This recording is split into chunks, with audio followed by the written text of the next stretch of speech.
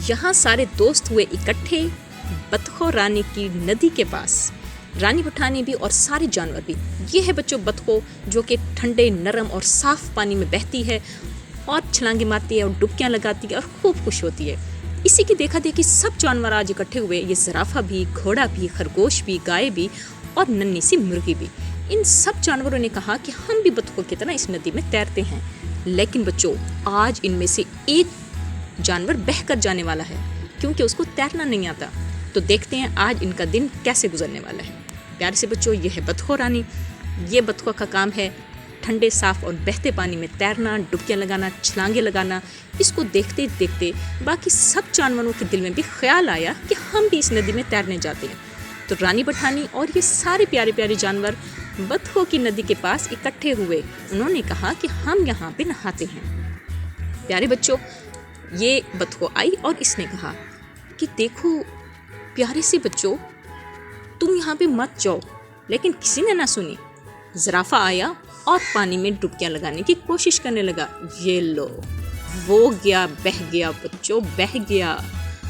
ज़राफ़ा बुरे तरीके से पानी से निकलने की कोशिश कर रहा है और इस कोशिश में वो नाकाम होने की पूरी ताकत लगा रहा है कि मैं बाहर निकल जाऊँ, लेकिन फिर बह जाता है।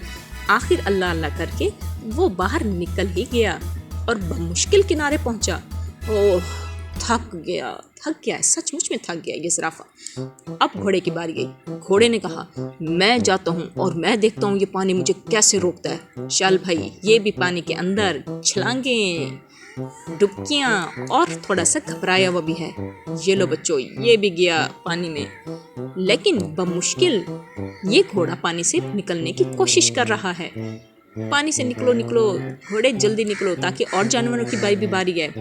घोड़ा साहब बमुश्किल पानी से बाहर निकलने में कामयाब हो रहा है, बिल्कुल उस ज़राफ़ा की तरह। ओह, थक गया बेचारा घोड़ा।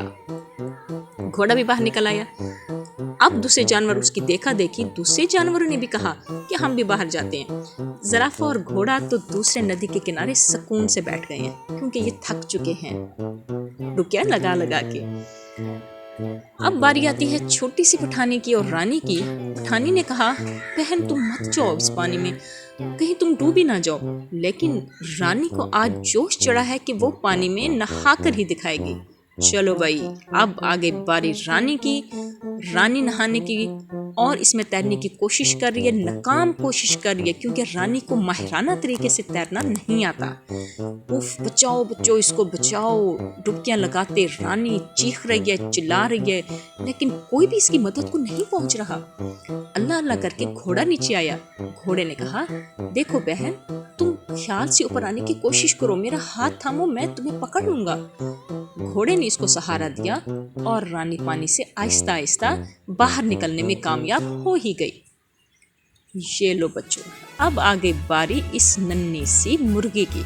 हालांकि पठानी ने इसको साफ मना किया कि बहन तुम मत जाओ, तुम डूब जाओगी और नदी काफी गहरी है। लेकिन नहीं, मुर्गी साहिबा को तो आज तैरने का जुनून है, बिल्कुल बतखोबाजी की तरह। ये लो, ये भी पानी में घुस गई। अब देखो इसके साथ क्या होने वाला है बच्चों, ये पानी में डूबने वाली है। मुर्गी साहिबा ने आहिस्ता आहिस्ता पानी में तैरने की कोशिश की जैसे बतखों को देखती थी। लेकिन बच्चों वही बात, जिसका काम उसी को साझे। मुर्गी साहिबा बहते पानी में चली आ रही है। ओह, ये क्या हो गया। मुर्गी साहिबा ना मिली और बहते पानी में बहती ही चली गई। सब जानवर बेचारे उदास हो गए।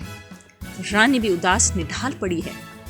ये क्या हो गया, मेरी बेचारी मुर्गी बह गई पानी में, मुझे बहुत परेशानी है, हम उसको नहीं बचा पाए। रानी परेशान है, पठानी परेशान है, सब बुरे तरीके से परेशान हैं और उदास भी हैं क्योंकि उनका एक दोस्त उनसे जुदा हो गया। सारे जानवर नदी के किनारे निढाल होकर बैठे हैं। बतख उनके पास आई। बतख ने कहा मैंने क्या कहा था, जिसका काम उसी को साझे। ये तुम्हारा मस्कन नहीं है, ये मेरा मस्कन है, मुझे ही इस मस्कन में जीने दो।